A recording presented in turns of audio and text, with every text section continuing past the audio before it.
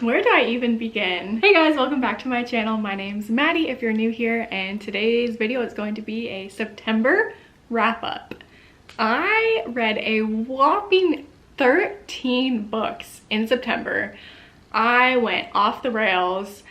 I don't even know what happened. It doesn't feel like I read that many books because honestly, I think I had one 5-star read, maybe two, and the rest of them were just like, you know. But I'm going to be telling you about that in this video, so let's get started.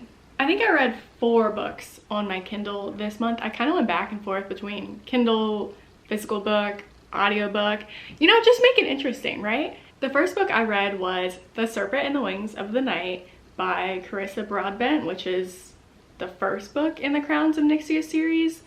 I was already like maybe 80% done with this, so I ended up finishing this on September 1st. I did not like this book that much. Everybody was talking about it after reading Fourth Wing. They were like, you have to read The Crowns, what is the book called? You have to read The Serpent and the Wings of the Night.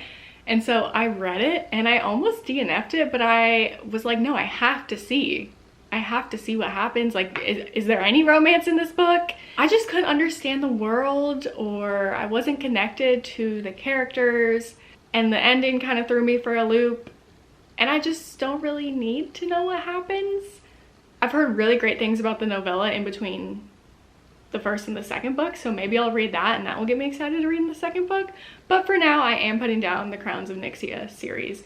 I think I said I gave it 3 stars. Honestly, maybe 2.5.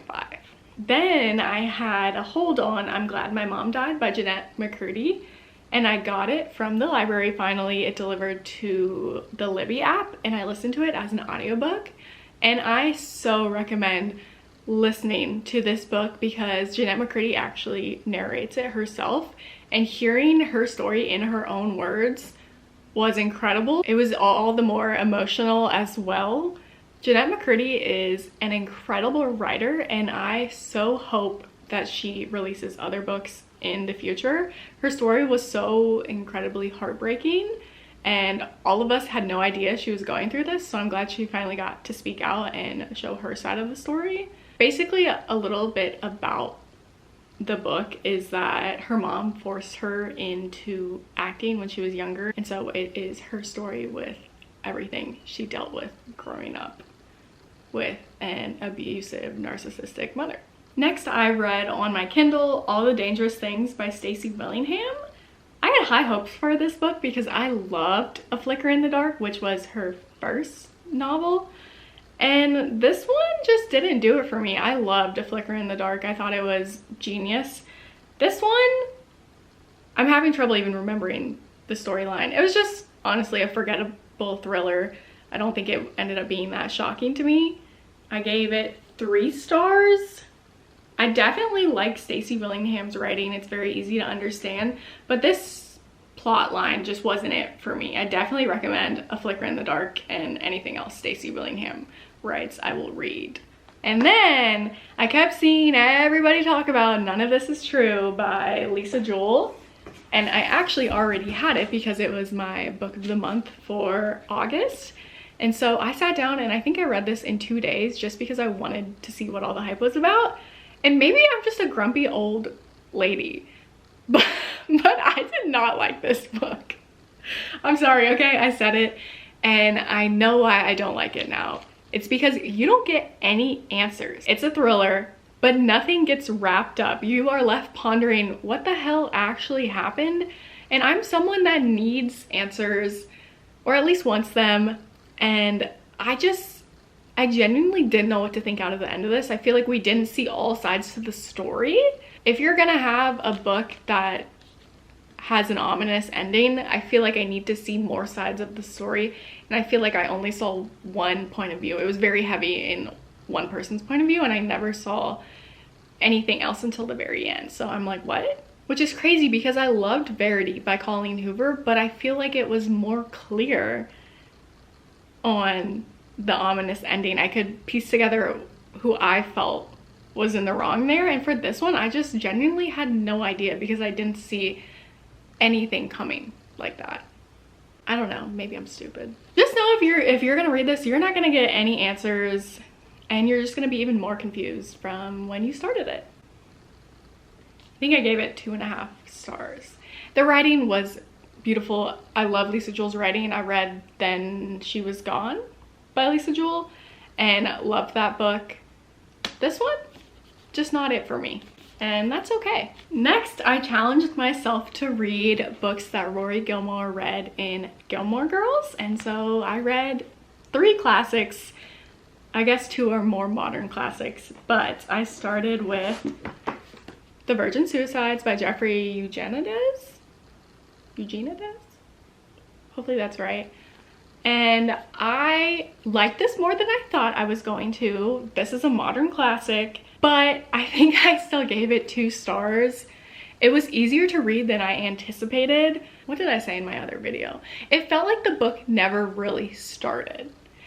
Right away, you know what's gonna happen by the title and the description on the back. But the most interesting part is it's a story about these 5 sisters, and you never yourself get to hear from the 5 sisters in the book. It's told from an outsider's point of view, and so you never understand why they committed suicide. And I guess that's kind of the point of the whole story, is that you never know. And there were a few passages where I was like, wow, that is a work of art. But other than that, this story isn't really going to stick with me. I'm glad I read it though, to see what it was all about. Then I read Pride and Prejudice by Jane Austen. Is that even who it's by? Yeah. I'm canceled. Yes. And I don't think I ended up rating this book because I struggled to read this. When you think of classics, you think it's going to be hard to read and long, and it was hard to read. It was easier than I thought it was going to be, but I just felt like it was very long-winded, and I needed it to be more concise for my brain to comprehend it. I think I got maybe 65% through, and then I listened to the rest on audiobook. And then I ended up watching the 2005 Pride and Prejudice movie with Keira Knightley and loved it. I loved the story. The book was just hard for me to get through. Love the story though. Love, love, love, love. So don't judge me for that. Then I read Tuesdays with Morrie, and this is a heartbreaking yet inspiring tale. It's about Mitch, who meets up with his old professor that is dying every Tuesday until his last Tuesday. And his professor, Morrie, just shares every life experience that he's had and his advice for him. And it was really good. It was really emotional. Next, I read Solitaire by Alice Oseman. I half listened to this on audiobook, and then the other half I ended up reading this copy, and I loved it. It's part of the Heartstopper universe. This takes place after all the Heartstopper graphic novels and then the novellas this winter and Nick and Charlie. It's after all of that. You do get glimpses of Nick and Charlie's relationship in this, but this is mainly about Charlie's sister, Tori Spring, and her journey through life and high school. She meets a character named Michael Holden, who becomes a big part in this series. And it's definitely not a love story. It's what it says on the back of the book. It's very, very sad, but I enjoyed hearing from Tori. I like her in the Netflix show. I think she is great for Charlie, and it was good to hear from her. I will read anything Alice Oseman writes, and I'm so excited. They just announced that season 3 of Heartstopper is being filmed as we speak. Definitely recommend this book to anyone. You don't have to read the Heartstopper books to understand this one. I did not end up rating this book. I couldn't come up with one in the moment. I found I didn't rate a lot of the books I read this month. Not because they were bad, but I'm kind of reframing the way I rate things as I read more and more. I'm just finding that I used to rate the most basic contemporary novel 5 stars, and now I'm reading those same types of books again and again, and I'm like, this is not 5 stars, it's more 2.5 or 3. And so I don't know how to rate things going forward, and I kind of explained that in the video I just posted before this one, so go check that out. Then I read on my Kindle And this is because of Heather McLary. So she recommended Ice Planet Barbarians in one of her videos. And I'm gonna say what she said. This is a fun book. This is not a good book.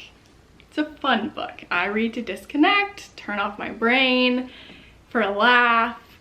And Ice Planet Barbarians is definitely that. It's a fun book. I read the first and second book both this month, and I liked both of them. It was a fun ride. It was unlike anything I've ever read before. I don't think I ended up rating those books as well. They're on Kindle Unlimited, and if you want a fun book, definitely go check them out. There are so many books in that series. I think if I'm ever in a reading slump, I'm gonna keep picking those books back up because you just fly through them so fast. And I think they're entertaining, so nothing wrong with that. Then my last 3 books are all part of a video I just filmed, which was me reading books I don't feel like reading. And the first book I picked up was The Fine Print by Lauren Asher. And I have heard great things about this series, especially with the final book coming out earlier this year. But I wasn't drawn to it because nobody's ever like, this is my favorite series of all time. You know, I picked up ACOTAR and Magnolia Parks because people are consistently still talking about those books. But I feel like nobody ever says, oh, The Fine Print, my favorite series ever. They're like, yeah, it's a good book, it's a good series. So I finally picked it up and my suspicions were correct. I didn't enjoy it. I think Lauren Asher is a good writer and the plot was interesting in this one. I just didn't really connect to the characters. And I don't know if this was my favorite brother. I liked Zara a lot. I just didn't like their relationship with Zara and Rowan. So I'm interested to see how the other books are, but I don't think I'm going to continue the series for now. Then I listened to the final book in A Good Girl's Guide to Murder series, As Good as Dead, by Holly Jackson on audiobook. And I also had the Kindle version out from the library. I got 80% through with A Good Girl's Guide to Murder. And I was like, I have to figure out what happens next. I can't listen to it anymore. I need to physically read as fast as I can to figure out what's gonna happen in the end of this book. It was that good. So I read the last 20% and I was blown away. I have talked about my love-hate relationship with this series ever since my first reading vlog with A Good Girl's Guide to Murder. I think I posted a few months ago. Loved the first book. Gave it 4 stars because I was still kind of mad about something that happened. Second book, did not care for at all. Third book blew me away. You guys have to read the series. Stay patient with the second book because the first and second book tie into the third book. I don't know how Holly Jackson did that. Her outline for this series, like she's been working on this for a while. It's insane. I loved it. Definitely pick up the first book before the series comes out. I know they're filming it right now. So excited. Wow, I was shocked. I'm so glad I picked it up because I was not going to finish the series after the second book. Oh, As Good as Dead, I rated 4.5 stars. Almost 5 stars, but I needed a little more closure. And then my last book of the month was Georgie All Along. It's one that I've had sitting on my shelf since the beginning of the year. It was a book of the month choice in February.